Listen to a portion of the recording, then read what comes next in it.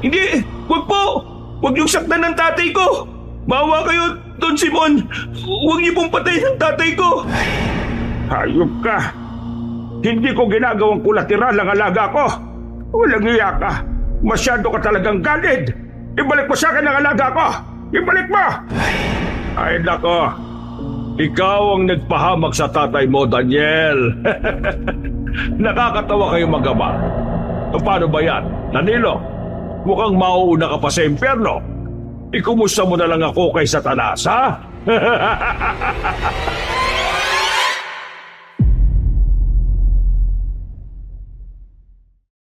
Ako ang inyong Lolo Pael at ito ang aking kwento.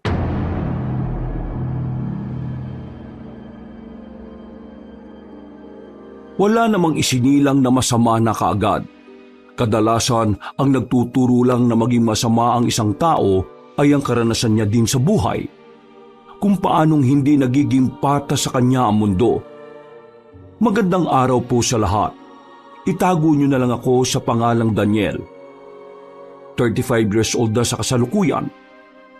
Dahil sa madalas kong pakikinig ng mga horror stories ninyo, ay nagkaroon na din ako ng lakas ng loob na ikwento ang bahagi ng buhay kong ito. 12 lang ako nang mangyari ang lahat. Hindi ko na pahahabain pa. Nawa ay mag-iwan ito ng aral sa inyong mga tagapakinig.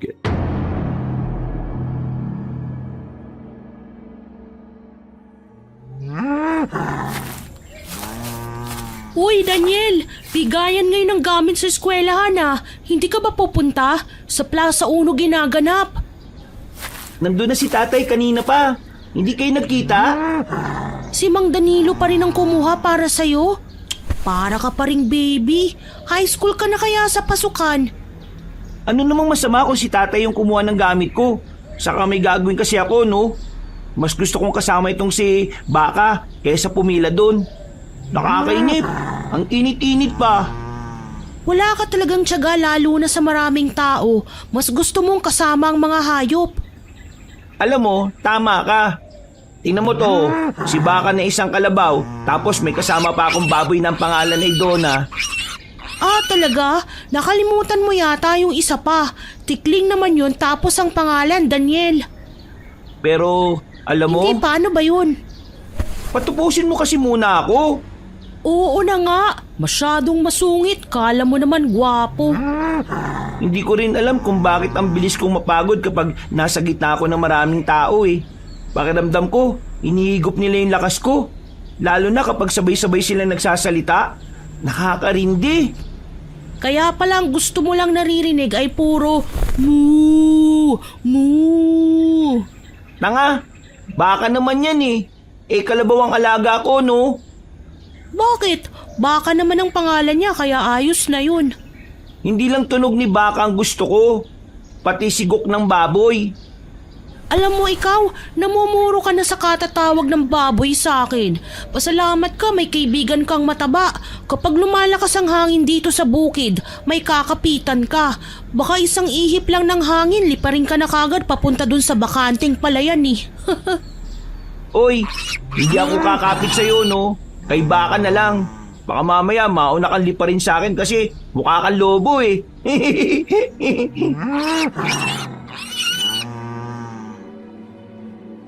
Gaya ng mga nagdaang umaga, napuno na naman ng tawanan at asaran ng bahaging yun ng bukid kung saan ko madalas dalhin ang alaga kong si Baka. Baka malito po kayo, Lolo Pael. Kalabaw talaga si Baka. Hindi ko rin alam kung bakit yun ang napili kong ipangalan sa kanya.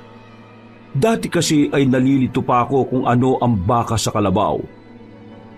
Mahal na mahal namin ng itay si Baka. Bukod sa napakabait at masipag niyang alaga, siya din ang huling alaala ng inay sa amin. Bago siya matagpo ang wala ng buhay sa masukal na pilapil malapit sa likod ng bahay namin. Isang taon na po palang hindi natin kasama si Inay, Itay, no? Akala ko, doon tayo sa puntod niya manananghalian mamaya. Gano'n na nga sana plano ko, anak. Pero nakita mo naman, mukhang masama ang panahon natin ngayon. Baka abutan tayo ng ulan habang kumakain doon. magkasabaw pa yung kanin natin nang wala sa oras. Kung sa bagay po, Itay. Ayan, at ang dilim-dilim na nga eh. Bilisan na lang po siguro natin kumain para mapasyalan pa natin ng inay. Ikaw talaga, oh. Kung hindi ko pa alam, halos araw-araw mong binibisita ang nanay mo. Laging may sariwang bulaklak sa puntod niya eh. Nakikita nyo, Itay? Hindi ibig sabihin, araw-araw din po kayo doon nagpupunta. Ha? Ay, parang ganun na nga. Tawa po siguro ng tawa si inay sa atin kasi hindi na lang tayo magsabay pang pumunta. Kaya nga eh. Hayaan mo, simula ngayon eh, mas madalas na tayong sabay na bibisita sa nanay mo, ha? Yay! Hindi lang si Donna ang kasama ko, Tay. Ang lakas kasi mambisit nun eh. Lalo na kapag umiyak ako. Oh, biyak ka. Opo eh. Kasi madalas kong namimiss si inay. Anak, bakit hindi mo sinasabi sa akin? Eh kasi po, lagi niyong sinasabi na kapag lalaki dapat matapang. Saka ayoko na pong dagdagan yung lungkot niyo, Itay. Ikaw talaga, oh. Ayos lang umiyak. Ano ka ba?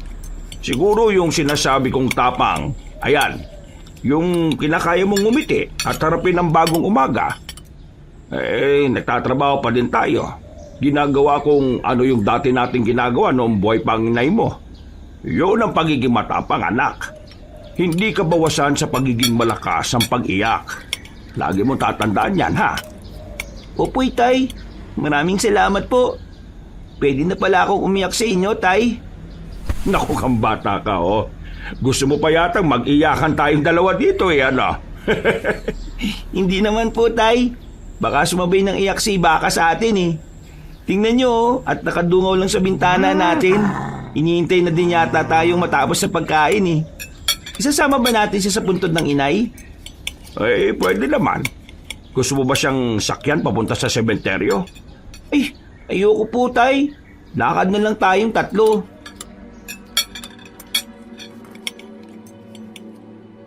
Sa loob ng isang taon na kinaya naming dalawa ni tatay nang wala ang inay, masasabi kong napakatapang namin. Nakamulatan ko na kasing nakadepende kay inay sa maraming bagay. Ganon din ang itay. Kaya naman nang bigla na lang siyang nawala ay parang hindi ko na din alam kung paano magsisimula ulit. Pero sa awa ng Diyos, unti-unti ay nakapag-adjust kami. Ang araw na yon na nagawa ko magsabi kay itay ng damdamin ko, ang simula ng mas magaan pang mga araw para sa aming dalawa. Matapos naming bisitahin si inay at makauwi ay saka palang bumuhos ang malakas na ulan. Agad na isinilong ni itay si Baka sa munting kubo na itinayo niya para sa kanya. Oho, tama po ang narinig niyo, Lolo Pael. Kubo o bahay at hindi kulungan ang tawag namin sa silungan ni Baka. Gaya ng sa pamilya na din ang turing namin sa kanya at hindi lang basta alaga. Sa hindi kalayuan sa bahay namin ang bahay ni Baka. Ligtas siya doon. May imbak na tuyong dayami para sa pagkain niya at balde ng malinis na tubig. Tay, ipinagtimpla ko na po kayo ng kape. Nagsangag na din po ako ng kanin at nagprito ng daing. Kukuhain ko na po si Baka para dalhin sa tabing ilog, ha? Ay, sige. Hindi ka ba mag-aalmusal muna? Eh, nagkape na po ako, Tay. Tsaka busog pa po ako. Mamayang tanghali na po ako kakain. Ah, ganun ba? Eh, hindi na ba umuulan? Hindi na po. Pero medyo maputik yung daan kaya magpapaan na lang po ako. Baka makahanap pa ako ng mga suso. Masarap yung ulam natin mamaya, lalo na pag ginataan. Ikaw talaga, oh. O siya, sige. Mag-iingat at baka may matutulis na bato, ha? Opo, mag-ingat po ako. Sige po, Tay. Palabas pa lang ako ng bahay ay natanaw ko na si Donna na paparating. Tumatakbo siya kaya hindi ko maiwasang pangunutan ng noo. Gaya ng inaasahan ay nadulas nga siya bago pa niya marating ang bakuran ng bahay namin. Ganun na lang ang impit ng tawa ko dahil parang palakas siyang sumubsob sa putikan. Wala naman kasi dyan ng ilog eh. Pero dyan ka nag-dive. Yung mga kalahi mong palaka, nandun sa banda sa matubig na pilapil. Wala dito sa harapan ng bahay namin, no? Wisit ka? Gusto mong madamay ha? Teka, Uy, madumi yung kamay mo. Huwag kang lalapit. Itay! Itay! Si Dono, oh! Mamamahid ng putik! tinatawanan mo ako ha? Halika dito. Ikaw? Ikaw! Doon ano ba? Sorry na pala. Hindi na ako tatawa uli. Uy, sorry na nga. Ay, ano ba kayong dalawa dyan? Ang tatanda nyo na para pa rin kayo mga bata mag-asaran, ha? Ito ang anak ninyo, Tatay Danilo. Hindi yata nagmana sa inyo ng pagiging gentleman eh. Masyadong mapang-asar sa babae. Daniel, ilang beses ko bang sinabi sa'yo na igalang mo ang mga babae? Itay, hindi naman babae yan eh. Palaka yan. Palakang karag sa putik. Ah, talaga ah? Tatay Danilo, hawakan nyo nga ho yan. Uy, teka. Tay, bitiwan niyo ako. Tay! Iyak! Maarte ka ah. Oh, ayan. Ngayon, mas mukha ka nang nasubsob sa putikan kesa sa akin. Salamat ho, Tatay Danilo ah. The best talaga kayo. Ang tindi niyo naman, Tay. Parang si Don ang anak niyo ah. Pagilamos ka na lang. Ang importante, masaya kayo ng kaibigan mo. Kayo lang naman ang masaya eh. Lagi niyo akong pinagtutulungan eh.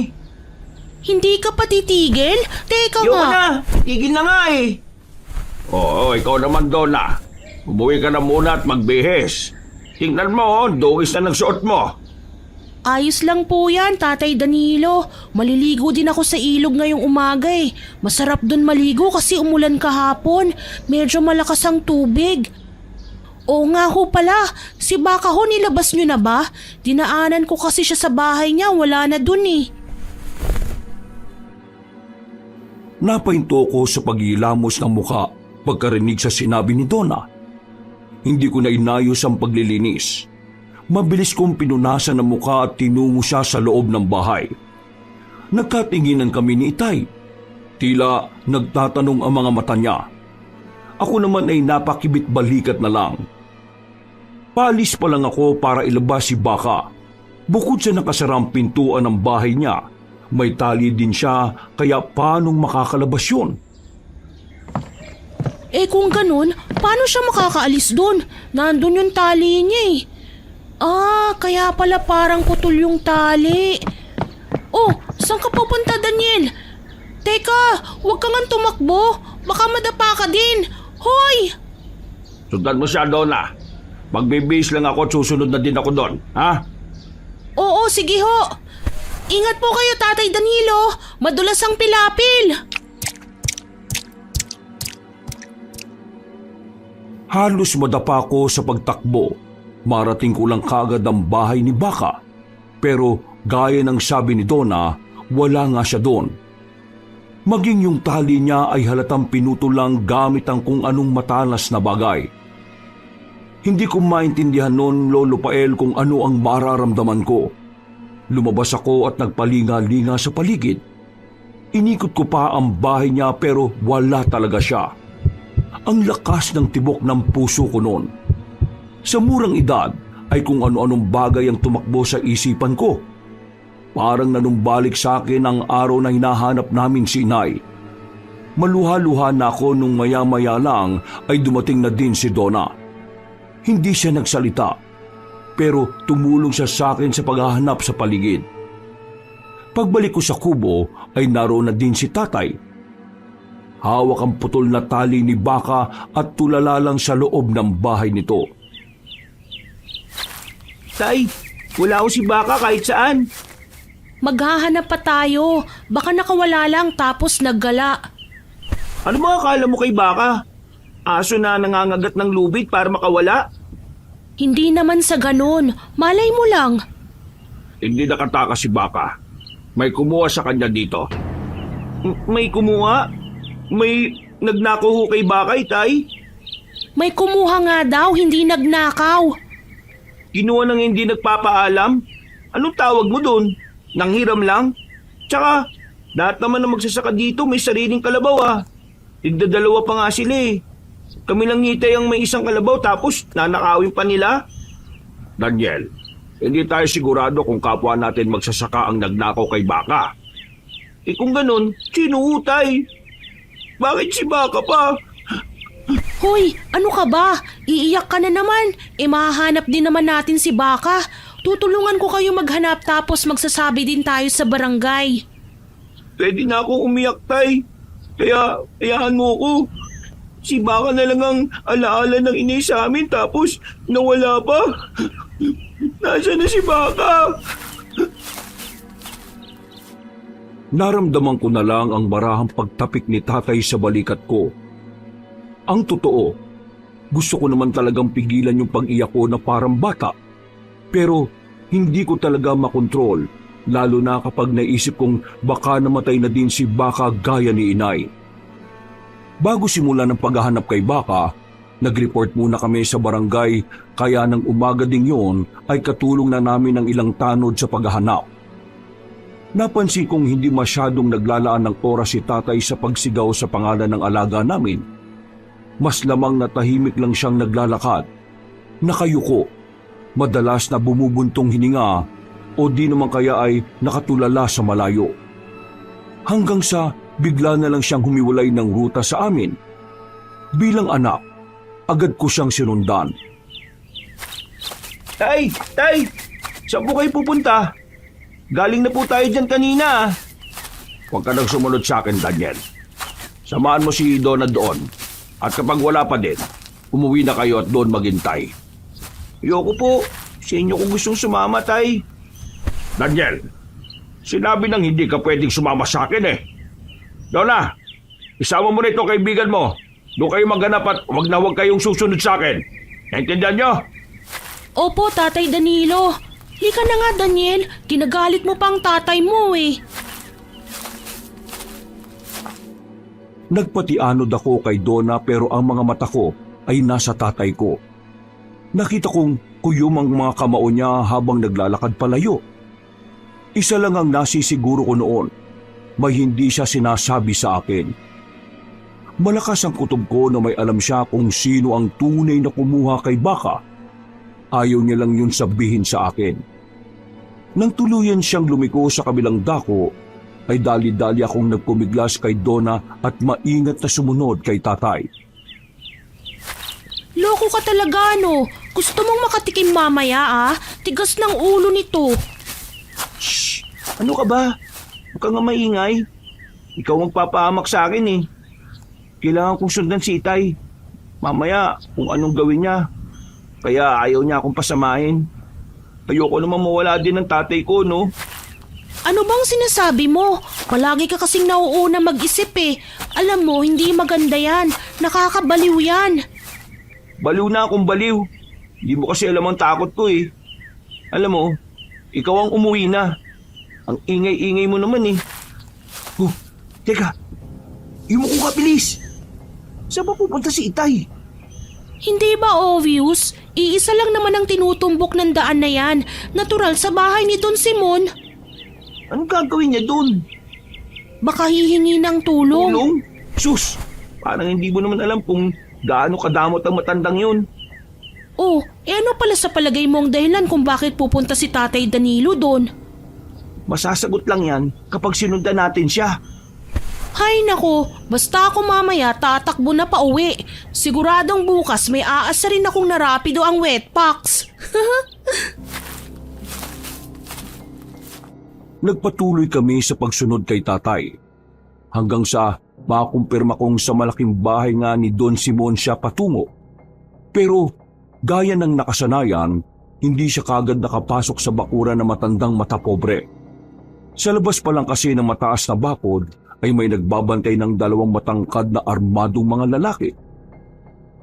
Nung una ay maayos pa siyang nakipag-usap sa mga yon. Pero nang hindi pa rin siya payagang makapasok ay doon na biglang nawala ang Itay. Nagsimulang tumaas ang tensyon lalo na nang inilabas niya ang itak na daladala.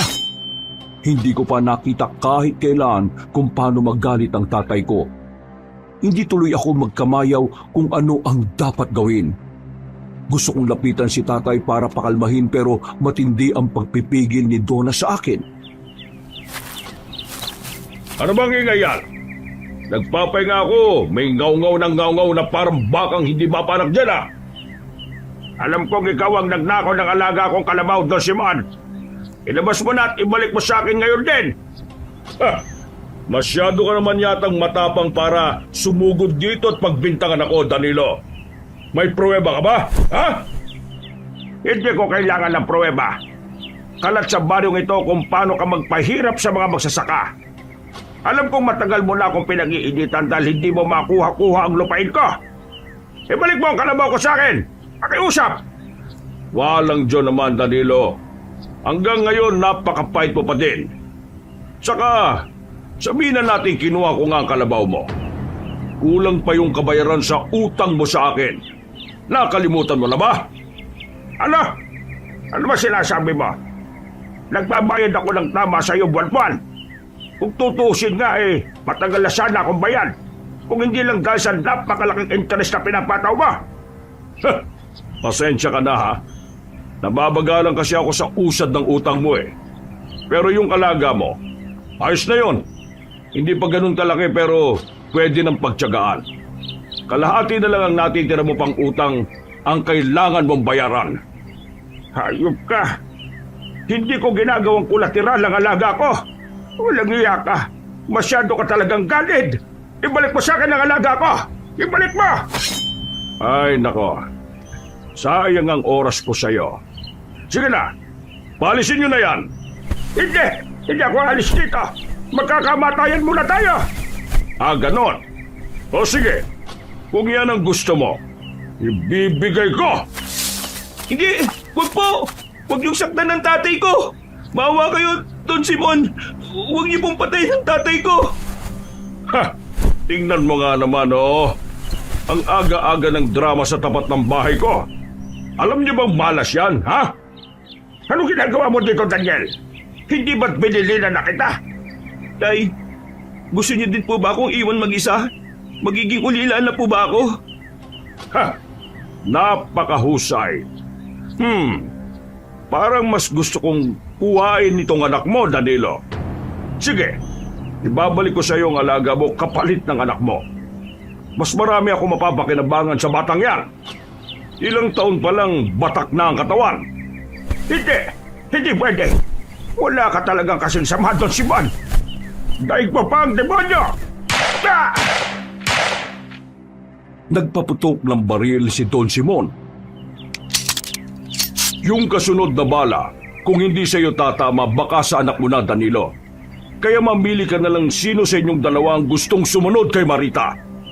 Hindi, wag. Hindi mo nilalagay sa lugar ang tapang mo, bata. Bibilangan kita hanggang 3. Kapag hindi ka nakalayo mula sa lupain ko, diyan na din kayo malilibing. Oo, sige na. Alis na kami. Halika na, Daniel. Bilisan mo! Ang buong akala ko ay pagagalitan ako ni Itay. Pero hindi. Niyakap niya lang ako ng mahigpit noon at tumingi din siya ng tawad sa akin. Imbis na sa pilapil kami dumaan, mas pinili ni Itay umikot papunta sa kalsada upang kung sakali mang sundan kami ng mga tauhan ni Don Simon ay maraming tao ang makakasaksi ng gagawin nila sa amin. Umuwi na tayo. Hindi tayo ligtas dito, anak. Opo, Tay. Tira na ho. Mas mahalaga po kayo sa akin. Tigilan niyo ako! Masakit ang ginagawa niyo! Kahit maliliit yung mga bato, masasakit pa din sa balat! Ano ba? Huwag niyo akong batuhin, mga bata kayo! Tay, teka lang ho. O Daniel, saka ba? Uy, ay mga bata kayo. Ang sasalbahin nyo. Magsiuwi na nga kayo doon. Bakit nyo ba binabato yung matanda? Ano ha? Nalilitan ba kayo sa akin ha? Teka nga, kapag kayo binato ko, bukol talaga abutin nyo. Uwi! Daniel, kumalma ka nga. Bitawan mo yung hawak mong bato. Daniel, anak, akin na yung bato mo. Baka makasakit ka pa ng kapwa mo, bata. Dapat lang silang gantihan, Tay. Mga salbahe sila eh. Porkit matanda na at mas mahina sa kanila, aapihin na nila. Wala silang pinagkaiba kay Don Simon. Anak, Lola, ayos lang po ba kayo? Ayos naman lang ako, iho. Maraming salamat sa pagtatanggol mo sa akin, ha? Lola, saan ho ba ang punta nyo? Ayan at nakapaa kayo. Mukhang hindi nyo na rin kayang maglakad ng maayos at ang dungis nyo na rin ho, oh. Wala kasi akong bahay, iha. Naglalakad-lakad lang talaga ako at namamalimos pambili ko ng pagkain. Ito, Lola, kayo na po magsuot ng tsinelas ko. Mukhang kasya naman po ito sa inyo, eh. Makapal pa po yan at matagal masisira. Oh, saan ka na naman pupunta, Daniel? Hindi ko siya pinansin noon at nagdire-diretso akong nagtungo sa isang karinderya. Namili ako ng tinapay at tubig na pinalagay ko na lang sa plastic ng yelo at pinalagyan ko din ng straw.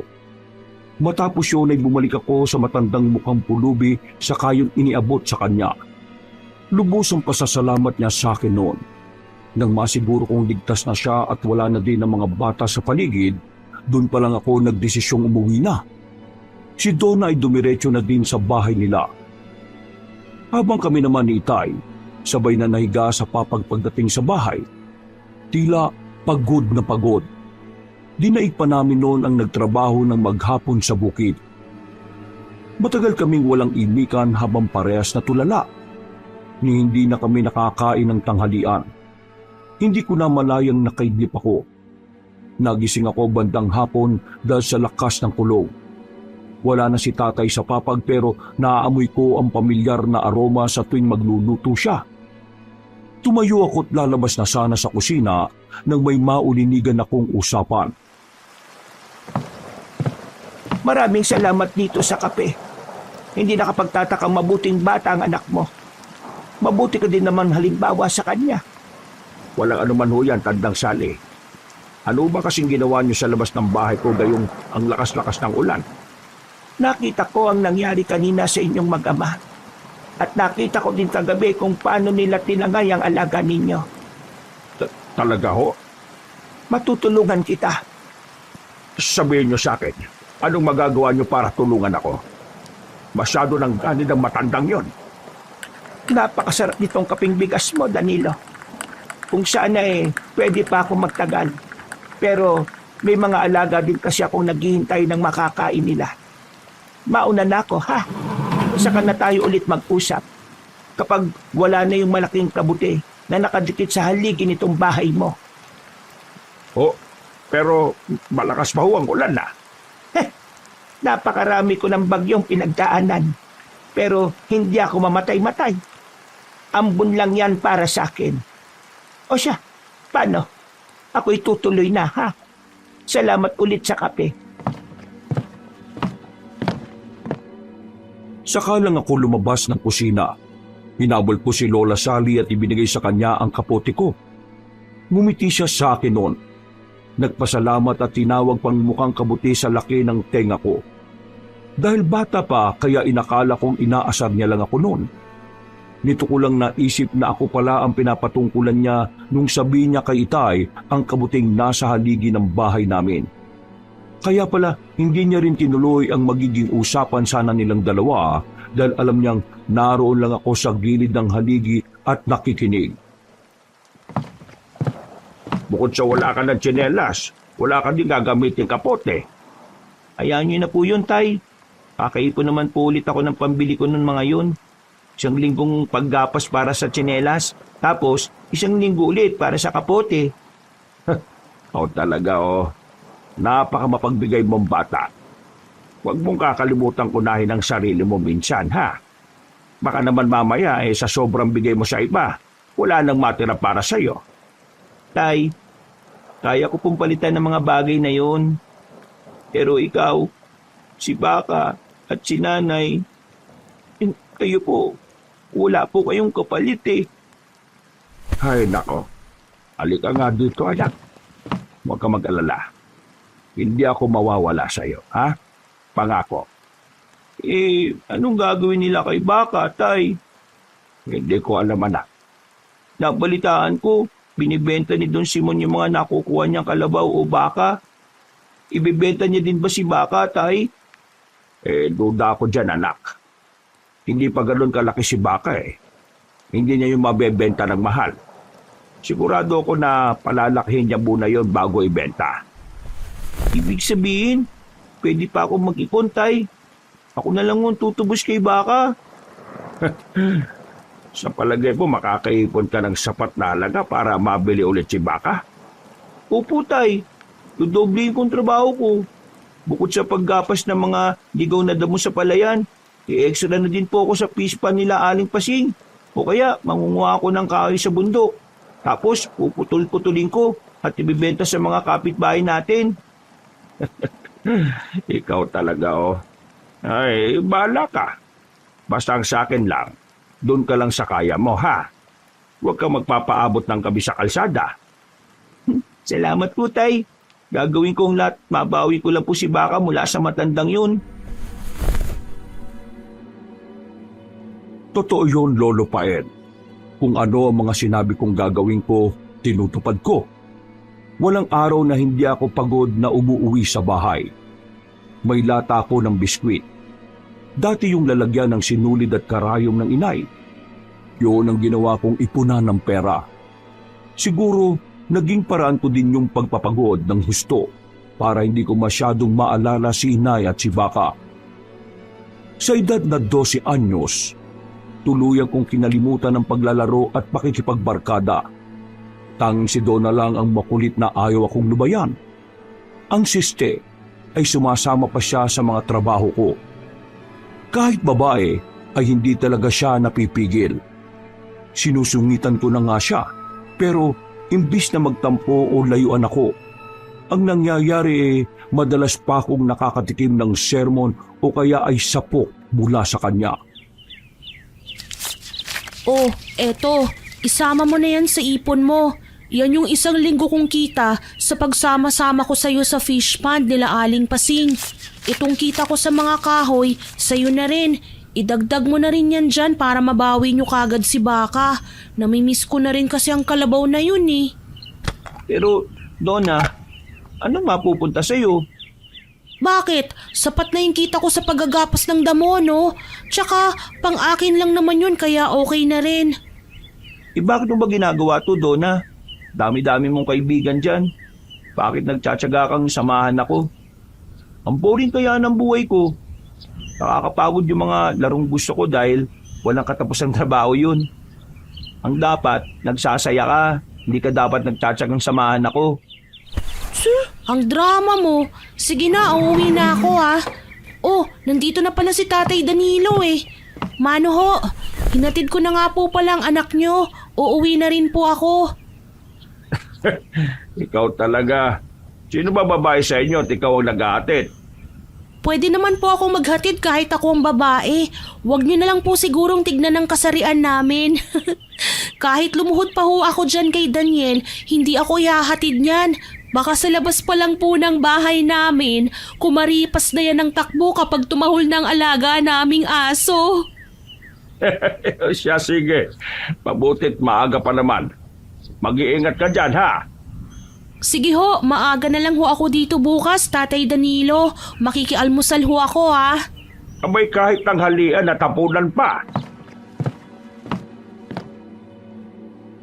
Lihim na may kumurot sa puso ko ng sandaling yon.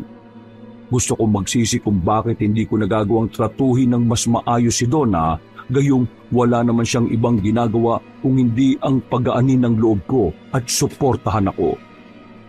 Pero kapag naiisip ko ang dahilan kung bakit ko yung ginagawa, muling tumitigas ang puso ko. Natatakot na kasi ako makipaglapit kahit na kanino. Mapahayop man yan o tao. Dahil balang araw, baka mawala din sila sa akin at yun ang ayoko ng paulit-ulit na maramdaman. Sobrang sakit kasi talaga ang maiwanan. Ay, anong ginagawa nyo? Naninigarilyo po ba kayo? Ha? Ay, oo anak eh. Pampalipas oras lang. Pero, hindi naman po kayo naninigarilyo dati, di ba? Pasensya ka na sa tatay mo, Daniel. Ito kasi yung nahanap kong paraan para mapahinga ang isipan ko. Kaya mo, Hindi naman to madalas. Kapag ganito lang na wala na akong ginagawa. Pansin ko, madalas malalim ang iniisip nyo. May gusto po ba kayong pag-usapan, Tay? Ay, wala naman. Ay, meron pala. Kumusta nga pala ipon mo? Nakarami ka na ba? Marami-rami na ho, Tay. Hindi ko pa nga nabibilang eh. Ay, oo nga po pala. Kanina, yung mga pera ni Donna, sinamin niya na din po dun.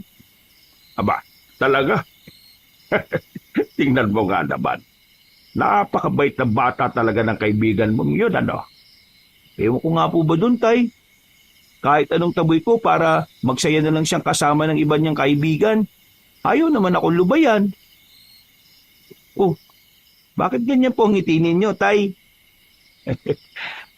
Naalala ko lang yung inay mo. Alam mo bang ganyan-ganyan siya noon? Kahit nahihirapan na, ayaw akong iwanan. Magtitiis siya sa ilalim ng init ng araw o napakalabig na buhos ng ulan. Basta't wag ko lang daw maramdamang nag-iisa ko. Ay, mga babae nga talaga naman, ano.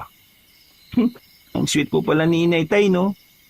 Kahit parang hindi naman siya ganun noon nung nabubuhay pa siya. Kasi mabilis siyang magalit at mainis noon eh. Inabot ng madaling araw ang kwentuhan namin ni Itay tungkol sa nakaraan nila ni Inay. Napakasarap noon sa pakiramdam.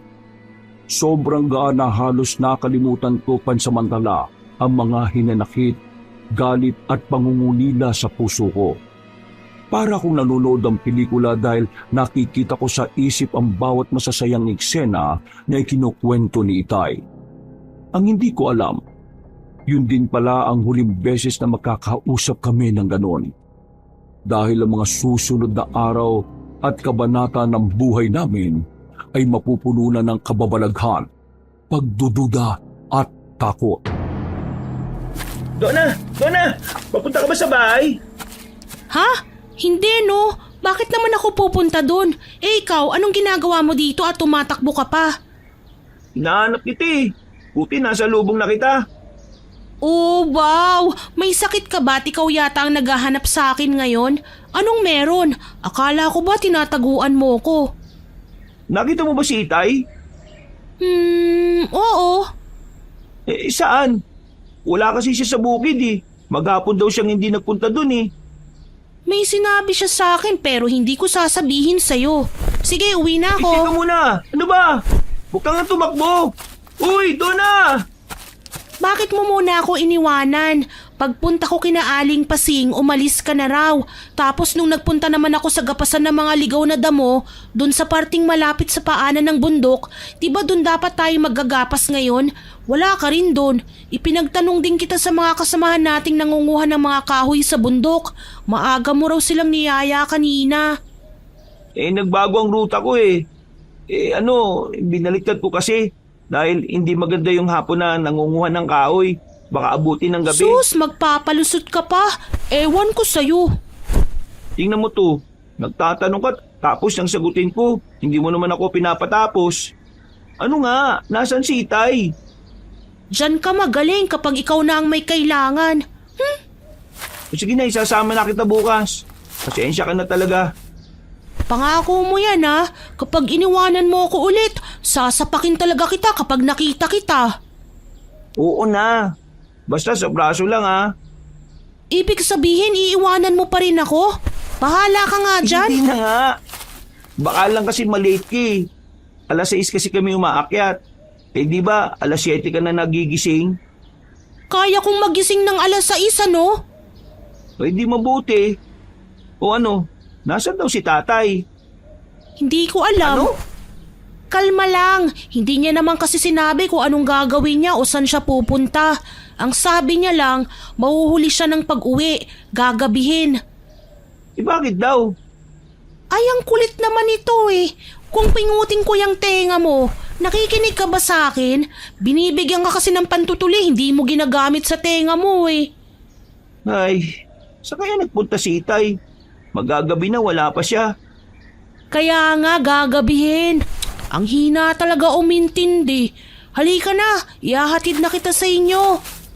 Huwag mo na kaya ako. Aray naman, makakapit ka naman ng sakit. Halika na nga sabi. Buti sana kung kaya mong alisin ang braso ko dito sa braso mo. Bilisan na natin at didilim na. Hanggang sa makarating kami sa bahay ay laman ng isip ko si Itay. Hindi ko maiwasang matakot. Kung ano-ano naman ang sumagi sa isip ko.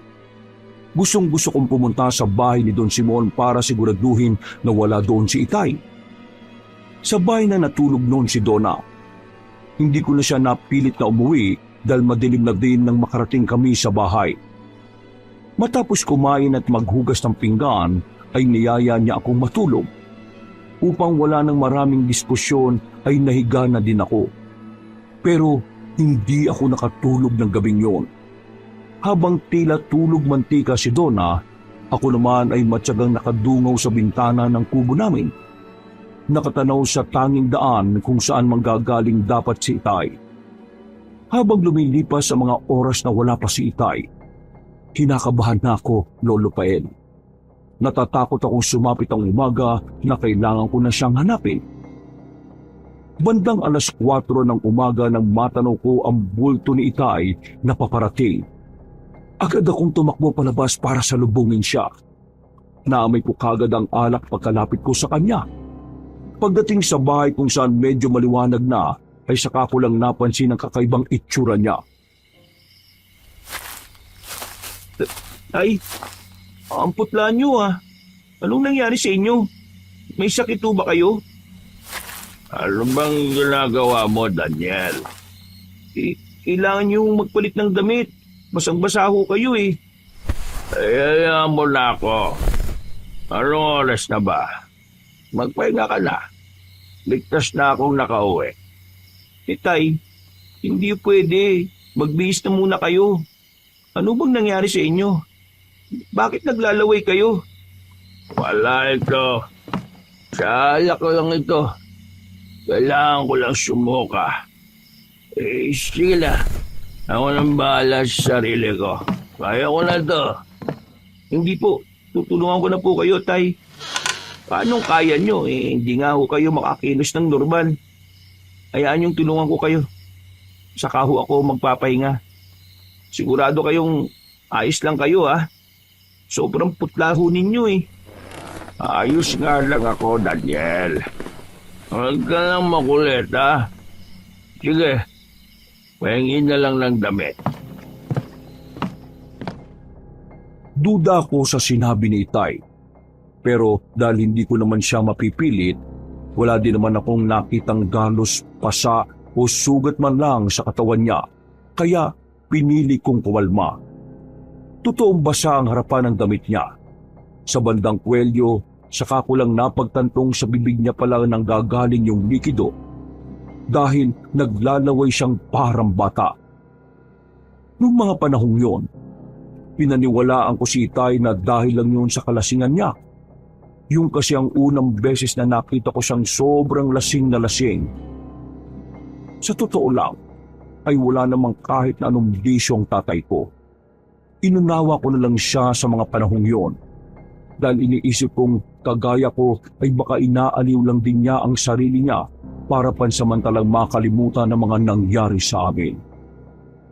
Kinabukasan ay mga kalabit at tapik ni Donna ang gumising sa akin.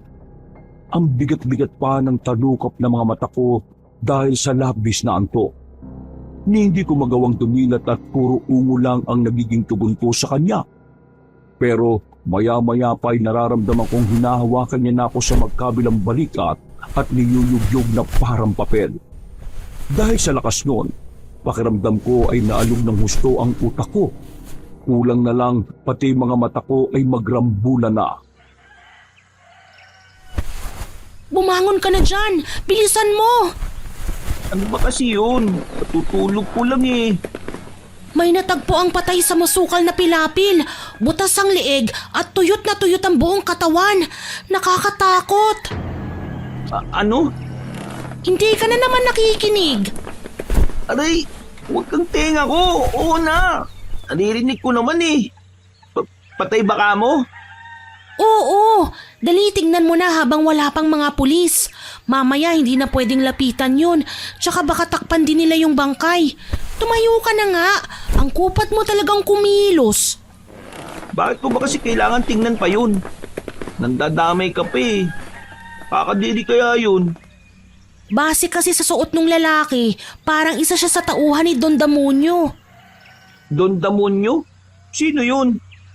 Sino pa? Edo yung ganid na matandang don dito sa atin, may iba pa ba? Tauhan ni Don Simon? Mismo! Talaga? Tara, tingnan natin. Oh, akala ko ba ayaw mo? Hoy, sandali! Paglabas ko pa lang ng bahay ay nakita ko na ang tumpukan ng mga tao sa may kalayuan. Si tatay ay nasa labas ng bahay at tila walang pakialam sa nangyayari. Dumiretso ko kung nasan daw ang patay para kumpirmahin kung isa nga yun sa mga tauhan ni Don Simon. Tama nga si Donna. Kilala ko ang damit ng mga yon.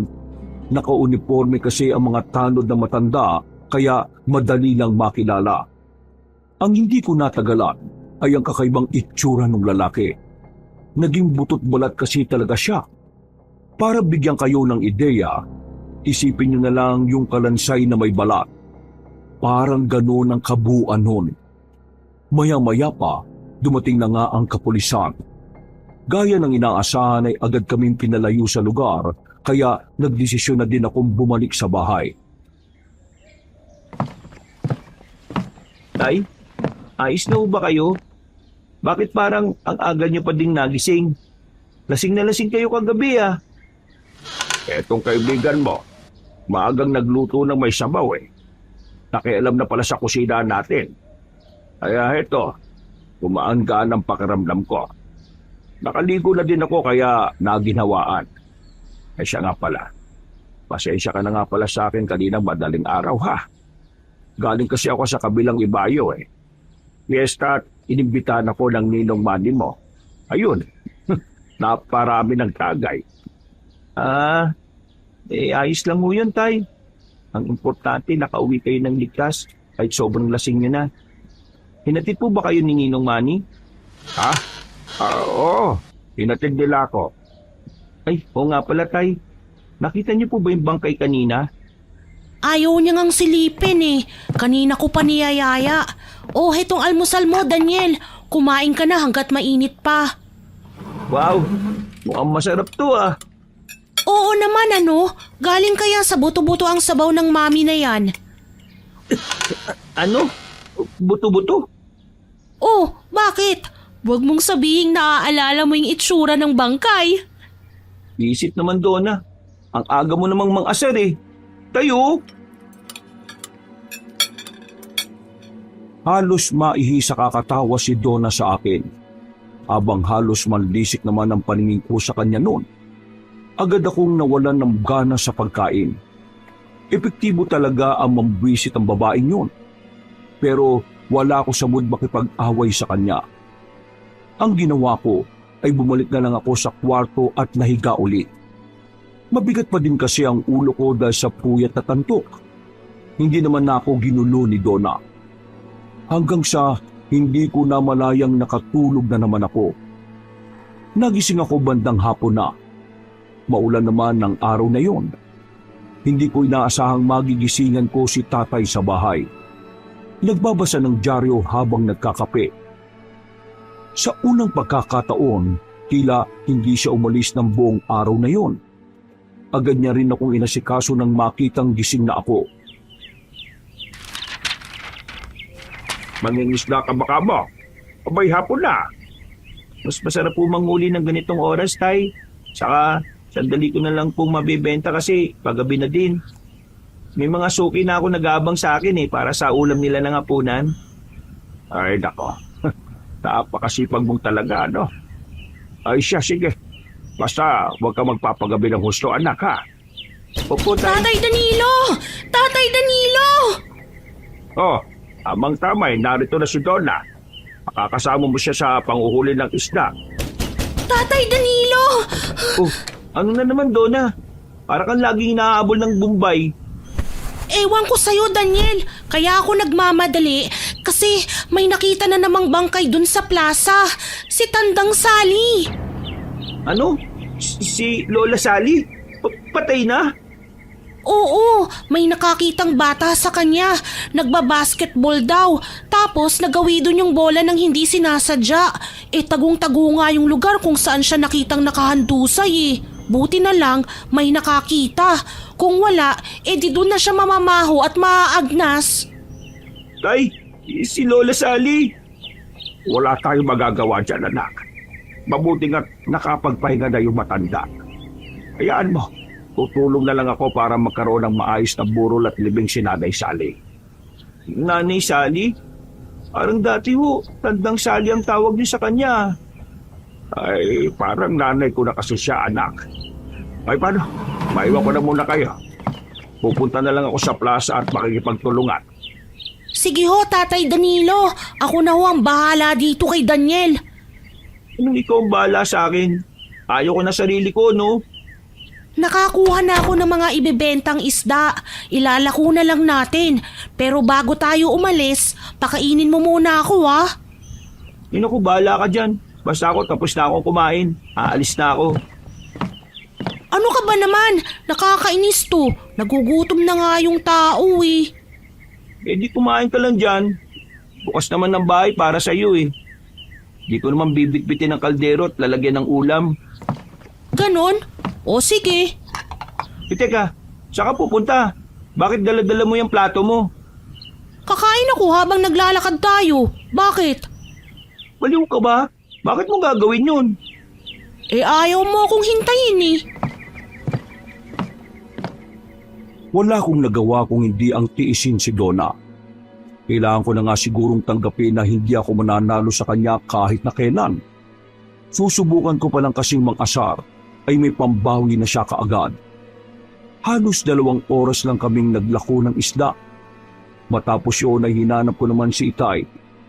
Napag-alaman kong sa plaza na din pala ibuburol si Lola Sally. Sa loob ng 1 linggo ay hindi kami nawala doon ni Itay. Nagsasalitan kami sa pagbabantay kasama ng ilang tanod sa barangay. Ang nakakilabot lang, simula nang may mamatay na tauhan ni Don Simon, sunod-sunod na ding nangamatay ang iba pa. Walang pinagkaiba ang mga bangkay nila. Lahat sila ay natatagpuang butas ang leeg at tuyot na puyot.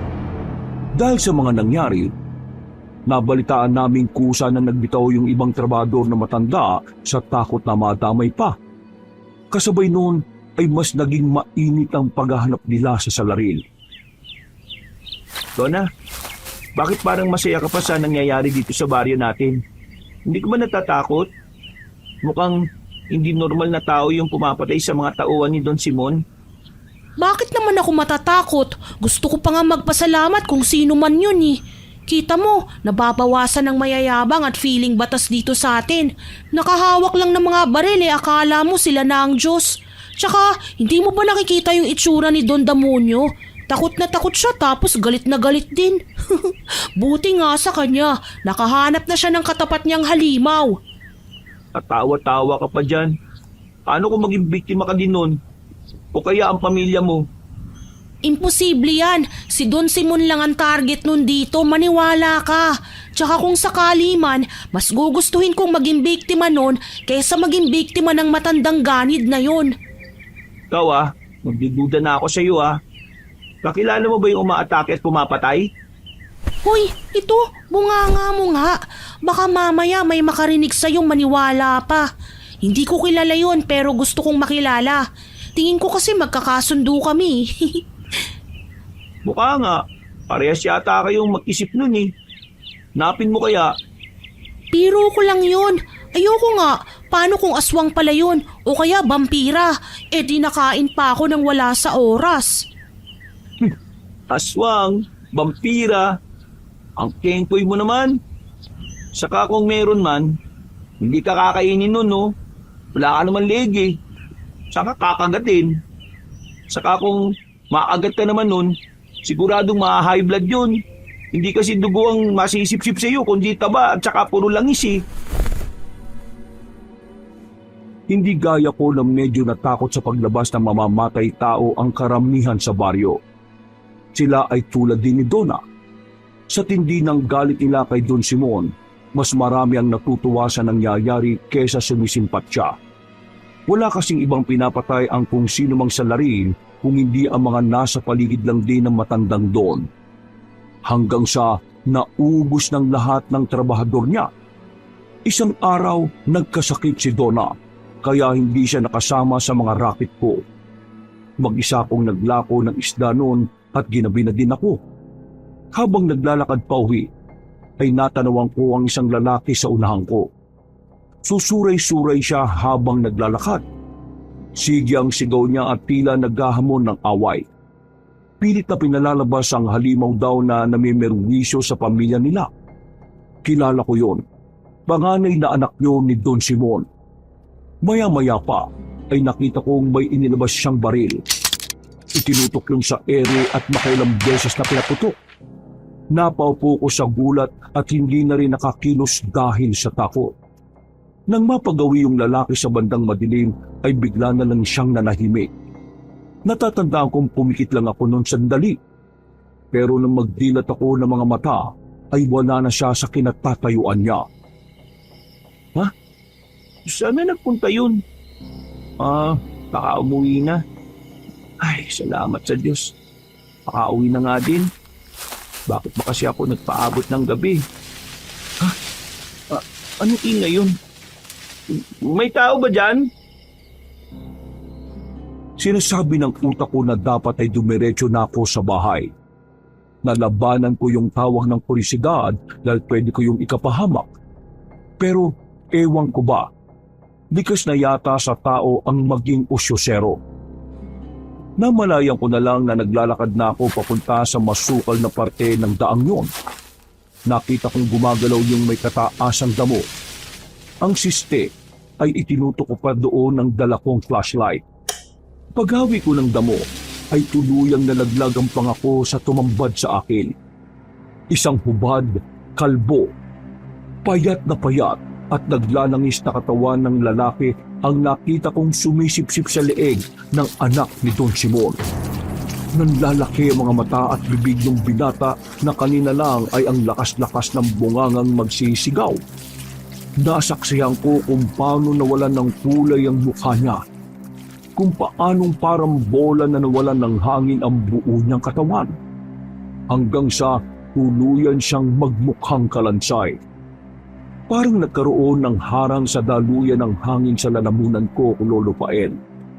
Nahigit ko ang paghinga at nagsimula na ding manginig ang buo kong katawan. Sinubukan kong lumayo na doon, pero hindi ko alam kung bakit hindi ko magawang ihakbang patras sa mga paa ko. Maya-maya pa ay kusang humarap sa akin yung halimaw. Tuluyan akong napaupo at pilit na umatras. Parang gusto ko na lang mamatay ng sandaling yon. Lalo nang unti-unti siyang lumapit sa akin. Anak, Daniel! Aswang! Aswang! Aswang! Hindi yata maganda ang panaginip mo, etong tubig, uminom ka muna. Kanina pa kita naririnig na umuungal habang natutulog. Tay, paano kung... Teka, anong nangyayari? Paano ko nakauwi, Tay? Nag-alala ko sa iyo kagabi kaya hinanap na kita. Nakita kita dun sa ilalim ng punong mangga. Bakit doon ka natutulog alam mong gabi na? Tay, hindi po ako natulog. Nakita ko yung aswang na nambibiktima. Ano? Sigurado ka ba? Buti hindi ka napahamak. Pinatay niya yung anak ni Don Simon, yung panganay. Nakita ko. Nandun sa masukal na damuhan sa gilid ng daan. Daniel, pwede bang kumalma ka muna, ha? O sige, ganito. Sabihin na natin nakita mo nga ang pumapatay. Anong plano mo ngayon? Hindi, sasabihin ko kay Don Simon, Tay. Malay mo, ibalik niya na sa atin si Baka. Ay, nako.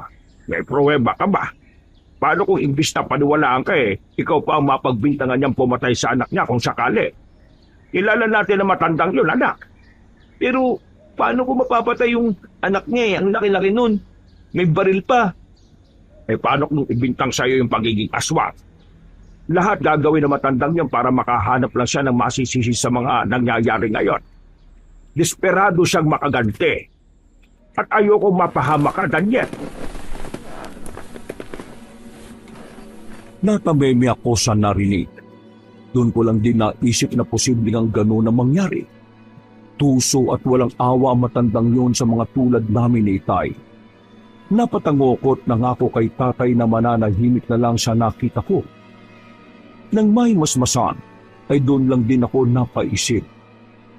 Kung tunay man ang nasaksihan ko at hindi lang panaginip, malaki ang tsansa na tama si Donna. Hindi talaga nananakit ang halimaw na yon ng ibang taga-baryo. Tila pamilya at malalapit lang kay Don Simon ang pakay niya sa baryo namin. Tanghali nang kumalat ang balita tungkol sa anak ng Don. Natagpuan ito sa masukal na damuhan sa gilid ng daan. Eksakto kung saan ko sila nakita ng gabing yun. Kinilabutan ako, Lolo Pael, nang muli kong maalala yung nakakakilabot na itsura ng halimaw. Sigurado na ako, hindi lang yun laro ng imahinasyon ko. Totoo yung nangyari. Totoo yung aswang. Kinagabihan ay nagpatawag si Don Simon sa plaza. May mahalaga daw itong sasabihin. Baka sa mukha niya ang matinding galit, lungkot at takot habang nagsasalita sa gitna. Pero sa kabila ng mga nangyari, hindi nabawasan ang pagiging arugante na matanda.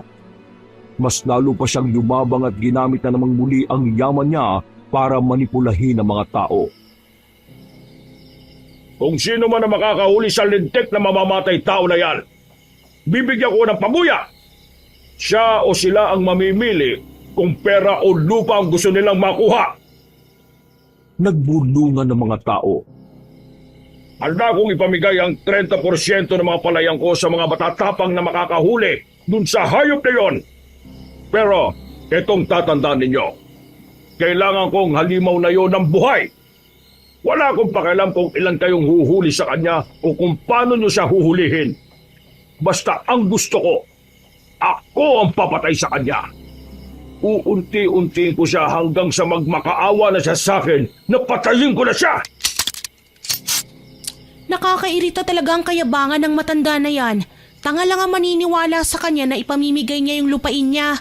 Baka kahit patay na yan, bumangon pa para lang bawiin yung mga lupa eh. Mali mo namang totoong ipamimigay niya. Desperado na siyang mahanap yung aswang na yun eh. Teka muna, anong sabi mo? Aswang? Ha? May sinabi ba akong ganon? Oo, narinig kita no. Bakit mo nasabi yun ha? Nakita mo na ba yung pumapatay? Hindi ah. Tsaka, naano nga yung bunganga mo? Mamaya may makarinig sa'yo. Papag-initan pa tayo dito. Ay, sorry. Pero ano nga, nakita mo na ba ha? Bakit ka naglilihim sa akin? Eh dahil dyan sa kadaldalan mo. Hala siya, ibig sabihin... Siguro wag mo dito kulitin tong kaibigan mo. Maraming tao dito na pwede makarinig sa inyo. Mahirap na. Ha? Ibig niyo pong sabihin? Oo na. Pauwi na nga. Apinis talaga tong si Donna kahit kailan, no? Uy, teka muna, sasama ako! Binilisan ko na lang ang paglalakad noon. Hanggang sa makarating kami sa bahay ay hindi talaga ako nilubayan ng kakulitan ng kaibigan ko. Doon ko na ikinuwento sa kanya ang lahat. Pati na ang naging inkwentro ko sa aswang na yon. Pero imbis na matakot ay tila nagningning pa ang mga mata niya sa tuwa. Nakakainggit ka naman, nakakita ka ng aswang. Ano mo minsan, nagdududa na ako kung matino pa yung isip mo o baliw ka na. Bakit ka naiinggit sa nangyari sa akin eh? Kala ko mamamatay na nga ako ng gabing yun eh. Oh, nabuhay ka naman, di ba? Ibig sabihin, maswerte ka nga. Aba, alam mo bang walang naniniwala masyado sa mga aswang? Pinagpipilitan nilang hindi totoo ang mga aswang. Pero ang totoo, hindi lang kasi sila nakakakita. Ikaw nakainkwentro mo pa. Hindi ba parang nangunguna ka na sa aming mga wala pang karanasan sa aswang? Hay, sana ako rin. Ay nako, Donna. Sigurado ka bang hindi panis na amang nainom mo ng baby ka? Baka gatas ng baboy ang pinainom sa'yo kaya ganyan ka mag-isip eh. Hoy, sama mo naman. Gatas ng baboy talaga. Anong akala mo sa akin nun, biik? Biik ng baboy Ramo kasi maitim ka. Aba, tikling na to ah. Palibasa walang gatas sa mga tikling kaya lampayatot ka. Siguro kung ikaw yung pinakitaan ng aswang, yayakapin mo pa no? Oo ah, pasasalamatan ko pa. Ikaw lang masyado kang duwag. Di ka naman kakainin nun. Wala naman siyang mapapala sa'yo Butot balat ka na nga Hindi ko na malaya ng oras. Tinulungan na din akong magluto ni Donna ng gabing yun. Oo nga pala, mas matanda ng 3 taon sa akin si Donna at aminado ako na mas matured siyang mag-isip kesa sa akin. Dahil ginabi na ng pagtambay sa bahay, kaya isa sa mga kuya niya ang sumundo sa kanya sa bahay. 9:00 ng gabi nang dumating si Itay. Sabay na kaming kumain at pagkatapos ay nagpahinga na din. Pagod ako buong maghapon dahil sa ilang bahay na sinuplayan namin ng kahoy na panggatong. Maaga akong nakatulog, pero nagising ako dahil sa tawag ng kalikasan. Nagtaka ako dahil wala si Itay sa higaan. Inakala kong baka gaya ko ay umihi lang din siya. Pero wala siya sa banyo. At wala din sa kusina nang subukan ko siyang tingnan doon. Dahil sa pag-aalala, kaya lumabas din ako ng bahay. Umabot ako sa likod kung saan may nakita kong bulto ng taong nakaluhod habang nakaharap sa masukal na pinapil. Maya-maya pa ay umungol yun ng mahina na parang nasasaktan siya bago tumuwad. Tay? Tay? Ikaw ba yan? Tay, anong nangyayari sa inyo? Bakit nandiyan kayo sa lapag at nakatuwad? Daniel! Bakit nandito po kayo? Anong nangyayari sa inyo? Ayos lang ako, anak. Nagising ba kita, ha? Maingay ba ako? Hindi naihilang talaga ako kaya ako nagising. Masakit ang tiyan niyo, Tay? Ayos lang. Normal lang to. Mawawala din to maya-maya. Lilipas din to. Sigurado kayo? Namiminipit kasi kayo Hindi niyo ba kailangan ng kahit na tubig na mainit o panghaplas? Magpakulo kaya ako ng serpentina. Daniel, kaya ko na nga to. Iwan mo na ako, ha? Sige na, magpahinga ka na. Alam kong napagod ka ng gusto kanina. Papasok lang din ako maya-maya. Sige na. Wala akong nagawa kung hindi sundin si Itay. Ayoko man siyang iwan sa ganong kalagayan pero kita ko sa mga mata niya ang otoridad. Na parang ayaw niyang makita ko siyang naghihirap. Hindi ako natulog. Nagpaningas ako ng kahoy at nagsalang ng tubig para pakuluin. Hinanap ko na din ang langis ng niyog pero nagtaka ako dahil ubos na pala yun. Hindi ko maiwasang magtaka. Ang alam ko ay marami pa kaming nakatabing langis ng niyog dahil mahilig si Itay gumawa nun. Yun na din kasi ang ginagamit naming pinakamantika sa mga pagkain namin. Mas healthy at tunay namang mas mabango ang mga pagkain luto sa langis ng niyog. Grabe, alam mo ngayon naaawa na ako kay Don Simon. Akalain mo, kalilibing lang ng anak niyang panganay, tapos iniwanan din siyang bigla ng asawa at ibang anak niya? Ismosa ka talaga. Saan mo naman nasagap ang chismis na yan, ha? Ano bang sinasabi mo? Hindi chismis yun Nakipaghiwalay daw talaga sabi sa barangay. Nauubos na nga ang mga tauhan niya Pati pamilya niya ngayon wala na. Iba talaga kapag karma na ang naningil ng pautang. Talaga ba? Mukhang naawa ka na nga sa kanya ngayon Ano bang meron, ha? Wala naman, ang siste kasi niyan, hindi pa rin nila mahuli-huli yung pumapatay. Kaya siguro natakot na rin yung asawa at ibang mga anak. Ni wala silang makuhang ebidensya at puro haka-haka lang na kesyo halimaw daw. Ilang pulis at investigador na bang binayaran niya para humawak ng kaso? Ang kaso, walang matino, puro pera lang din ang habol sa kanya. ni hindi nagtatagal sa investigasyon at nilalayasan na siya. Nakakaawa talaga, no? Ha? Parang bigla ka bumait kay Don Simon ah. Nakaraan lang tuwang-tuwa ka pa sa nangyayari sa kanya. Maniwala ka sa akin. Awang-awa ako sa kanya. Sa sobrang awa ko nga, hinihiling ko na lang na magpakamatay na rin siya eh. Total mukhang matindi na rin yung pagdurusang nararamdaman niya.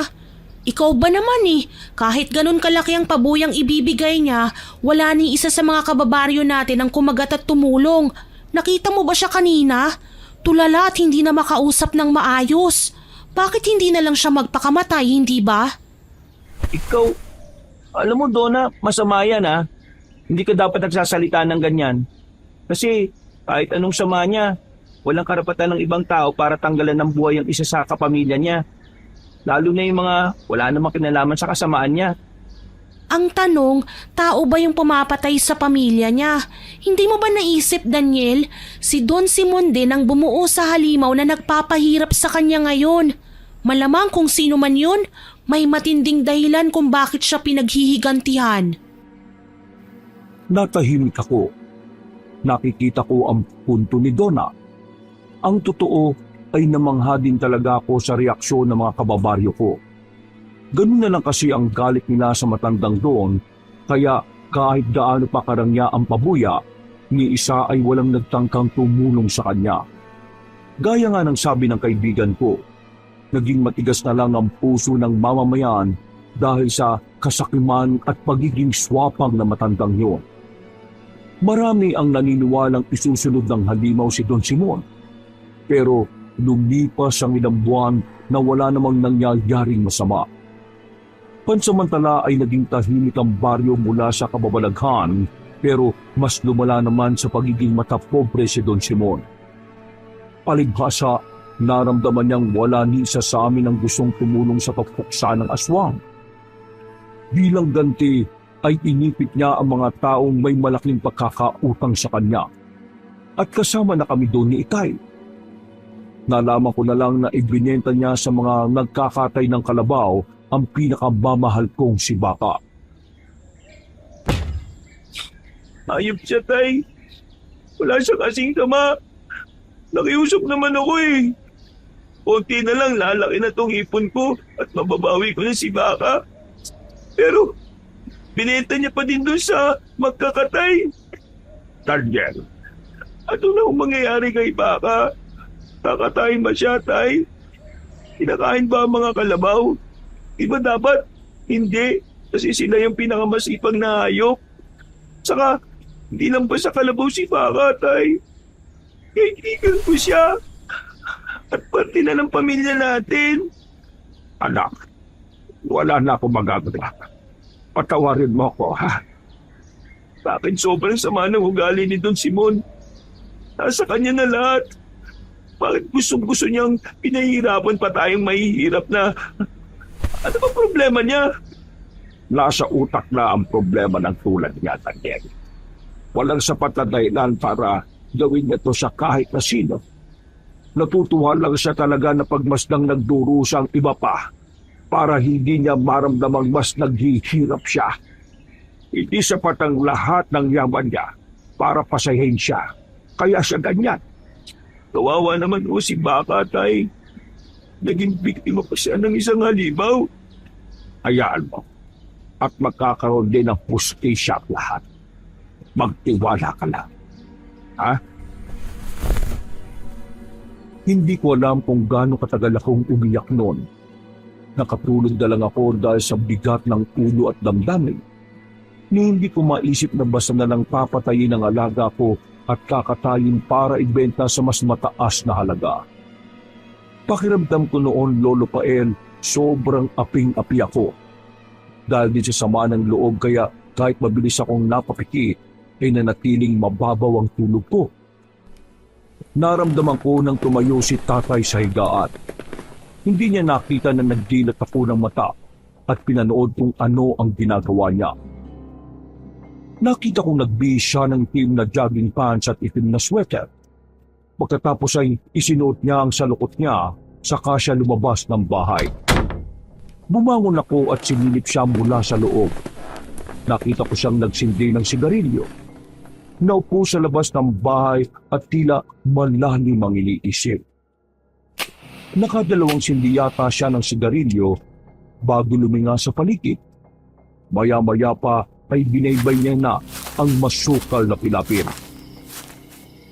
Hindi. Pahinga ka na, Daniel. Baka may gagawin lang ang itay mo. Ang susunod, lalo patating pa nila. Ay, ito naman to. Saan ba kasi pupunta si itay ng ganitong oras eh? Naku, bahala na nga. Nag-jacket lang ako at sinundan ko na din si Itay, Lolo Pael. Hindi rin ako makatulog kakaisip kaya minabuti kong panindigan na lang ang pagiging osyosero ko. Mali kong iisipin. Sasabihin ng iba na ang tigas talaga ng ulo ko pero ngayon pa lang ay sasabihin ko na. Isa yun sa pinakatamang desisyon na ginawa ko ng panahon na yun. Ayun si itay. Sabi ko na nga ba't sa bahay ni Don Simon siya pupunti. Pero anong gagawin niya doon? Wala naman si Baka doon ah. Ha? Teka, po siya sa matiling na parte. Malapit sa bakod. Ano ginagawa niya? Bakit siya nag-ubad? Ha? Ano yun? Nagpapahid siya ng... Langis ba yun? Hindi. Diyos ko, anong nangyayari? Bakit nag-iiba siya ng anyo? Ay, tatay ko, anong nangyayari sa'yo? Nanaginip lang ba ako? Teka, masampal ko nga yung sarili ko. Aray! Totoo nga to.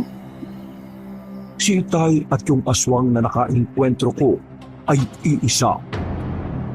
Tama ang narinig niyo, Lolo Pael. Hindi ako pwedeng magkamali. Siya nga yun. Hindi ko na idedetalye pa kung papaano siya nagbago ng anyo. Saglit na saglit lang din kasi yun. Sa isang iglap ay naubusan siya ng buhok. Nabinat ang mga balat sa katawan. Nagkaroon ng napakatutulis na kuko at kakaibang mukha. Ni hindi niya inakyat ang napakataas na bakod. Mula sa kinaroroonan niya, ay maliksi lang siyang tumalon papasok sa loob ng bakuran. Hindi na ako nagtaksaya pa ng panahon. Agad akong sumunod. May nagawa na akong daan papasok doon. Matagal-tagal na din at kami lang ni Donna ang nakakaalam. Doon kasi ako palihim na dumaraan kapag gusto kong makita si Baka kung naroon pa siya. Dali-dali ay hinagilip kong muli si Tay. Dahil alam kong wala ng mga bantay, kaya dire-diretso akong pumasok sa bukas sa pintuan ng malaking bahay. Hanggang sa may maulinigan akong boses sa di kalayuan. Ikaw, isang napakapangitan nila lang. Isang tulad mo lang ang pumuperwisyo sa buhay ko. Bakit? Sabihin mo sa akin kung anong kasalanan ko sa iyo. Hindi ko pa nakukuha na. Buhay na buhay ka pa, Don Simon. Ang tagal-tagal kitang hinintay. Nakakainip. Papatay mo na ba ako ngayon? Handa ka na bang mapunta sa impyerno? Kapag doon ako nagpunta, papalitan ko lang si Satanas sa trono tapos hihintayin kita doon. Mamumulo ka na lang sa impyerno ay hindi mo pa rin ako makikita, Don Simon. Matagal ang buhay ko dito sa Margarita. Saka, huwag mo na akong hintayin dahil siguradong papatay na ulit kita kapag nagkita tayo doon. Ganyan nga. Gusto ko yan. Pinapasaya mo ko. Pero mas magiging masaya lang to kung magpapakilala ka sa katauhan mo. Hindi ba? Maliban na lang kung duwag ka. Hindi ka naman siguro duwag para magtago lang sa maskara na yan. Maskara, yun ang tinig mo dito. Isa kang malaking bunghang, Don Simon. Mahirap bang tanggapin na may nabubuhay na mas malakas at mas makapangyarihan maliban sa'yo? Ha? Pero, sige, pagbibigyan kita. Masyado na humahaba ang kwentuhan natin eh. Uhaw na ako sa dugo ng pinakamasamang tao sa bayong ito. Baka sa mukha ni Don Simon kung gaano siya nagulat nang tumambad sa kanya ang hubad na katawan ni tatay. Alam kong hindi siya makapaniwala, pero imbis na magalit ay bigla na lang siyang tumawa ng malakas na animoy nangungutya pa din. Danilo! Ha! Ikaw lang pala. Ang tagal mo kong pinahirapan na. Sa palagay mo ba kapag napatay mo ko'y mananalo ka na? Ha? Hawak ko ang alas. Matagal na. Alas na hindi mo alam. Itigil mo na ang kakasatsat mo. Gutom na ako. Itay, wag po! Huwag kang tuluyang magpadig sa galit mo, Itay! Hindi ka kasing halimaw na matandang yan! Isang malakas na putok ang narinig. Itay! Hindi! Anong ginawa niyo sa kanya? Walang niya ka talaga! Ayop ka! Itay! Itay, gumising kayo! Itay! Ay nako. Ikaw ang nagpahamak sa tatay mo, Daniel. Nakakatawa kayo mag-ama. Paano ba yan? Danilo, mukhang mauuna ka pa sa impyerno. Ikumusta mo na lang ako kay Satanas, ha? Wala si Satanas sa impyerno. Nandito siya sa lupa. At ikaw yun, Don Simon. Ikaw ang demonyo. May pinagbanahan ka talagang bata ka, ano? Gusto mo ba ng kwento? Para naman may babaunin kayo habang naglalakbay kayo papuntang langit? Tay, umisip po kayo. Huwag niyo akong iwan, pakiusap. Mga kapitbahay! Tulungan niyo ako! Mga kapitbahay! Madali akong mairigtas sa maingay. Gusto mong sumunod sa tatay mo, ha? Good. Very good. Babe ka lang. At makinig sa kwento ko, ha? Ganito yan. 2 taon na nang nakalipas nang may isang desperadang babae ang lumapit sa akin. Nagtatanong kung may magagawa daw ba siya para mabawasan ang napakalaking pagkakautang ng mister niya. Sexy, maganda, maputi. Kung titingnan mo siya, hindi mo akalain probinsyana dahil mukhang amoy mabango palagi. Ang tagal ko na siyang pantasya hanggang sa siya na ang lumapit ng pusa at nagalok ng sarili niya bilang kabayaran. Kaya lang, 1 taon pa lang, hindi pa ako nananawa sa kanya nang piliin niyang tapusin na. Ang siste pa, ginagamit niya yung nangyayari sa amin bilang panakot sa akin. Isusumbong niya daw ako sa misis ko. Kaya yun, pinatay ko siya. Sayang, nasa malambot na siyang kama, pinili niya pa rin mapunta sa panig. Ano mo pinagsasabi niyo? Hindi ko po kayo maintindihan. Alam mo ang pangalan ng babaeng yon, Daniel? Si Marita. Napakaganda, hindi ba? Hindi. Kayo pumatay sa nanay ko.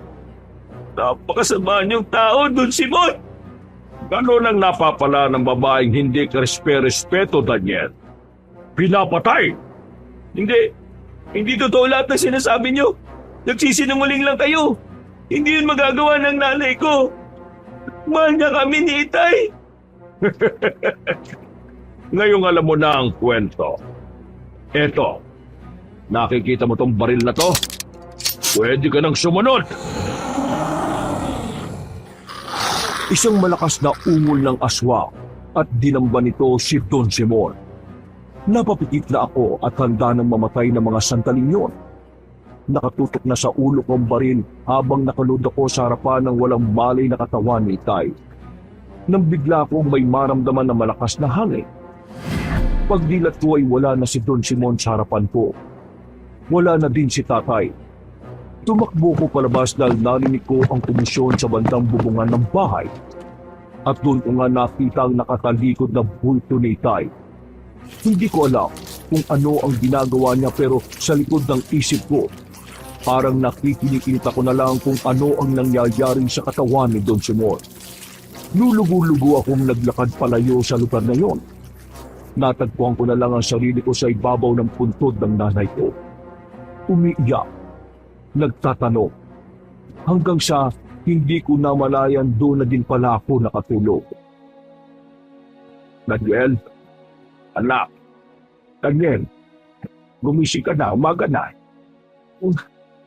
Tay, paano kung... Binuhat ni Tapawe. Malamig sa puntod ng datay. Medyo umambun pa kang tagay. Gusto mo bang puntahan natin siya ngayon? Tay, naginip ba yung nangyari kagabi? Naginip ang natang yun, di ba? Hindi, anak. Totoo lahat ng nakita ko. Pero tay, paano kayo? Paano? Si Nanay Sally. Isinali niya sa akin ang pagkaaswag niya, anak. Desperado ako makapagganti kay Don Simon ng panahon na yun. Nung nakita mo akong umuwing lasing na lasing, yun ang unang gabi na naging aswak ako. Paano na po yan, tay? Habang buhay na po ba kayo magiging aswang? Papatiin niyo din po ba ako kapag nagutom kayo, tay? Anak, hindi. Gutom lang ako sa dugo ng mga masasamang tao. Kapag mabuting tao, pwede akong malason at mamatay. O, may ganun mo ba? Meron. Ako. Pero tay, baka patayin tayo ng mga tao kapag nalaman nila. Hindi nila yung magagawa sa taong magbibigay ng kalayaan sa kanila at magbabalik ng mga ninakaw sa kanilang lupain at karapatan. Talaga po, tay? O paano po? Huwag mo nang isipin yun. Ako nang bahala yun. Sa ngayon, mag-almusal ka muna. Nasa kusina si Don, naghihintay siya. Si Don na ho? Alam niyo ba ang katauhan niyo, tay? Hindi. Madaldal ang kaibigan mo yan. Baka bigla tayong sumikat. Nangiti ako sa narinig. Nang umaga din yun ay naging laman ng usapan ng bangkay ni Don Simon na natagpuang nakalambitin sa harap ng bahay niya. Ano mo'y ginawang palamuti doon o dekorasyon na pang-fiestahan ng patay. Nasakto naman kasing 1 ng Nobyembre nung panahon na yon. Matapos ang lahat ng pagkamatay ng Don, nang maidbing siya ay parang wala lang nangyari. Bumalik man doon ng asawa niya, yun ay para lang ipagiba ang bahay nila doon. Hindi na din ito nagabol nang idaan sa legal ng mga magsasaka ang pagbawi sa kanilang mga lupain. Umalis ang dating mag-iina ni Don Simon ng tahimik. Dahil doon ay muling bumalik ang sigla ng aming lugar. Sa tulong at pangunguna ni Itay, unti-unti ay nailaban ng mga magsasaka ang kanilang lupain. Medyo matagal man ang proseso, ang mahalaga ay napapakinabangan na ulit nila ang kanilang sakahan. Nagsimulang sumagana ang pamumuhay ng nakararami sa aming baryo. Habang si Itay naman, na natiling lihim ang katauhan, nagmistula siyang bantay sa amin. Biglang naubos ang masasamang loob, adik o kahit yung mayabang lang. Naging buhay na babala si Itay sa mga nagtatangkang gumawa ng masama doon. Sa umpisa ay tinatakot niya lang naman. Pero kapag sumobra na at talagang nananadya, doon niya na lang sila sinasaktan. Naging epektibo naman yun. Mas naging ligtas ang baryo namin at naging payapa ang bawat mamamayan. Makalipas ang 13 taon. Eka, ikaw nang bahala dyan ha. Kaya mo na yan. Ano ba ito, Tay? Basahin mo kasi. Titulo ng lupa? Ano? Teka, 6 na hektarya? Tay, saan o galing to? Bakit nakapangalan sa akin? Yan nakapalit ang pagtanggap ko ng mutya ni Nanay Sally. Sa kanya pala yung abandonadong palayan doon sa kabilang imayo. Pero ngayon, sa'yo na. Tay, Papapapapap, pinata ka na. Huwag mong sabihin iiyak ka pa rin dyan. Tay, kasi Pingutin mo na lahat ng sipon mo at lumabas ka na. Itago mong maigi yan ha. Ingatan mo. opo, Tay. Maraming salamat po. Punong-puno ang dibdib ko noon, Lolo Paet. Hindi pa rin ako makapaniwala sa nabasa ko. Minsan, hindi sumagi sa isipan ko na si Lola Sally, ang taong nagpanggap na pulubi ng mahabang panahon, ay may-ari pala ng napakalawak na sakahan sa amin. Lalong hindi ko naisip na mapapasa akin yun. Gustong-gusto ko na sana yung sabihin kay Donna, pero pinigil ko ang sarili. Sa palagay ko kasi, ay hindi pa siguro yun ang tamang panahon para malaman niya. Kami na nga ho pala ni Donna, Lolo Pael. Niligawan niya ako nang tumuntong ako ng 23. Oo, tama ang narinig niyo at hindi yan biro. Siya talaga ang naglakas ng loob na manligaw sa akin. Tinanggihan ko pa nga siya nung una, pero pagtapos noon ay nawala siya ng ilang buwan. Doon ko napagtanto kung gaano ko pala siya kamahal. Hinanap ko siya at kalaunan ay ako naman ang sumuyo at nanligaw. Babe, naalala ko sabi mo gusto mo makakita ng aswang, di ba? Oo, pero dati pa yun, babe. Bakit? Ngayon ayaw mo na ba? Sayang, may papakilala sana ako sa iyong aswang eh. Ano, seryoso ka na ba ha? Ikaw ha, kilala ko yung trip mo. Mayayakap talaga kita sa leeg. Hindi ako nagbibiro. Di ba, may napapabalitang gumagalang rapist dito sa atin na galing sa kulungan? Talaga? Pero ano namang kinalaman yan sa aswang na sinasabi? Ah, oo nga pala. Ano, game ka? Yung aswang na gabay ng baryo natin? Meron ba talaga? Ay nako, ang kulit. Ano, ayaw mo ba o gusto? Pero safe ba yun sa buntis, babe? Buntis? Bakit? Buntis ka? Oo pasensya ka na nabigla yata kita. Hindi. Ano ka ba? Seryoso ba to, ha? Bakit hindi ka naniniwala? Halika, ipapasok kita sa loob, silipin mo. Sira. Hindi lang ako makapaniwala. Babe, siguro panahon na din para pakasalan kita. Ha? Magpapakasal tayo? Magpapasakal ka na sa akin? Sakal talaga, babe. Oo, kaya kung hindi ka handa... Handang-handa ako, no? Sobra pa sa inaakala mo. Tara na sa bahay. Ipaalam na natin to lahat sa aswang. Ano? Taong 2015 nang ikasal kami ni Donna. Kasabay noon ay pinakita ko sa kanya ang titulo ng lupa na noon ay dalawa na kaming nagmamay-ari. Bago kami kinasal, ay ikinumpisal ko na din sa kanya ang tungkol kay tatay. Hindi naman natakot si Donna. Sa halip ay masayang-masaya pa nga siya dahil naging bahagi ng buhay niya si Itay at hindi niya daw yon malilimutan. Parang mas masaya pa nga siya sa nalamang katauhan ni tatay kaysa sa ilang ektaryang lupa na magiging pag-aari namin. Tunay na may kapalit na ginhawa ang lahat ng mapapait nating karanasan sa buhay. At para naman sa mga taong mahilig man lamang sa kapwa, mapagmanipula at arugante, hindi man ngayon pero sigurado akong may darating sa buhay ninyo na ipaparana sa inyo kung paano maging kagaya nyo. Hanggang dito na lang ang aking kwento, Lolo Pael. Hiling ko sana ay naibigan nyo at nakapulutan ng aral. Ako po muli ito, si Daniel ng Bohol. Wakas!